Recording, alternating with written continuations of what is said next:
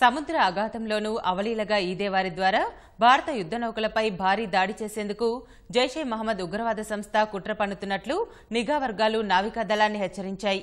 కొందరు ముష్కర్లు పాకిస్తాన్లోని బహవల్పూర్లో సముద్ర గర్భ ఈత శిక్షణ పొందారని, భారత యుద్ధ నౌకలే లక్ష్యంగా వీరు దాడికి పాల్పడవచ్చని అనుమానం వ్యక్తం చేశాయి.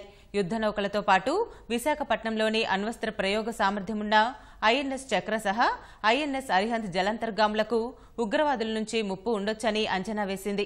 2000 సంవత్సరంలో యెమెన్లోని ఏడెన్ నౌకా స్థావరంలో ఇంధనం నింపుకుంటున్న అమెరికా నౌక యుఎస్ఎస్ కోల్పై ఆల్ ఖైదా ఉగ్రవాదులు ఇదే రీతిలో మెరుపుదాడి చేశారు.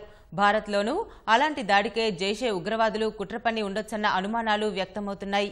నిఘా వర్గాల హెచ్చరికల నేపథ్యంలో నావికా స్థావరాలన్నింటినీ అప్రమత్తం చేసి భద్రత పెంచారు.